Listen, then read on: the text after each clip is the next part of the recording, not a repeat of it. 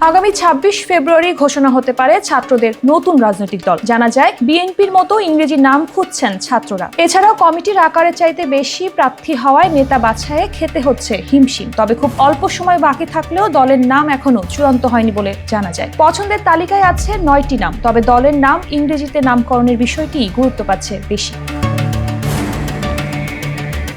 মূল কমিটিতে থাকছেন এমন ৭০ জনের নাম প্রাথমিকভাবে চূড়ান্ত করা হয়েছে। নতুন দলের আহ্বায়ক হিসেবে তথ্য ও সম্প্রচার উপদেষ্টা নাহিদ ইসলামের নাম প্রায় চূড়ান্ত। তবে সদস্য সচিব পদে কাকে মনোনীত করা হবে সেটি নিয়ে চলছে যত আলোচনা। এ পদে জাতীয় নাগরিক কমিটির সদস্য সচিব আক্তার হোসেনের নাম শোনা যাচ্ছে বেশ জোরালোভাবে। এছাড়া যুগ্ম আহ্বায়ক পদে নাসির উদ্দিন পাটোয়ারি, মুখ্য সংগঠক হিসেবে সার্জিস আলম, মুখপাত্র হিসেবে হাসনাত আবদুল্লাহ সহ গুরুত্বপূর্ণ ৯টি পদে চমক দেখাতে যাচ্ছেন ছাত্রনেতারা।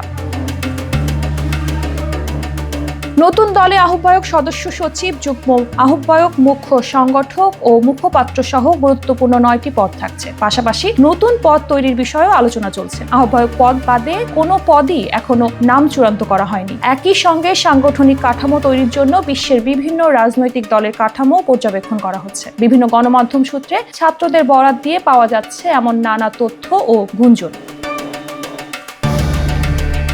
জাতীয় নাগরিক কমিটি ও বৈষম্য বিরোধী ছাত্র আন্দোলনের নেতাদের নেতৃত্বে নতুন রাজনৈতিক দলের নাম ও প্রতীক নিয়ে কি হবে তা এখনো চূড়ান্ত হয়নি। ছাত্র নেতাদের পছন্দের সম্ভাব্য ৪টি নাম এসেছে। অন্যদিকে সমর্থকদের বিচারে এগিয়ে আছে ৩টি প্রতীক। ৪টি নামের মধ্যে জুলাই আন্দোলনের নেতাদের মতামতের ভিত্তিতে একটি নাম চূড়ান্ত করা হবে। পছন্দের নামের মধ্যে ছাত্র জনতা পার্টি, জাতীয় বিপ্লব শক্তি, বিপ্লবী জনতা সংগ্রাম পার্টি ও বৈষম্য বিরোধী নাগরিক আন্দোলন, এই ৪টি নাম বেশি শোনা যাচ্ছে।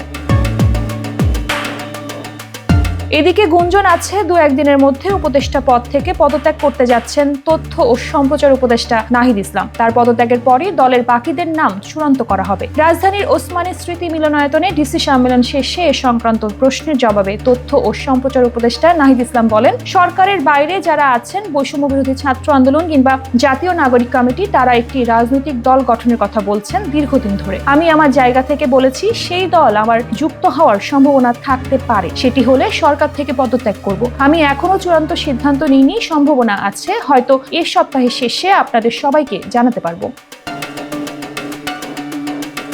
সংশ্লিষ্টরা বলছেন, আগামী ২৬ ফেব্রুয়ারি নতুন রাজনৈতিক দলের আত্মপ্রকাশ ঘটতে চললেও দলটির সাংগঠনিক কাঠামো এখনো চূড়ান্ত করা হয়নি। নতুন দলের নির্বাচনী প্রতীক কি হবে তা নিয়েও চলছে জোর আলোচনা। এখন পর্যন্ত সম্ভাব্য ৪টি প্রতীক নিয়ে বেশি কথা হচ্ছে। এগুলো হলো মুষ্টিবদ্ধ হাত, হাতি, রয়্যাল বেঙ্গল টাইগার ও ইলিশ। এগুলোর মধ্যে ইলিশ বাদে বাকি ৩টি প্রতীক বেশি সমর্থন পাচ্ছে বলে জানা গেছে।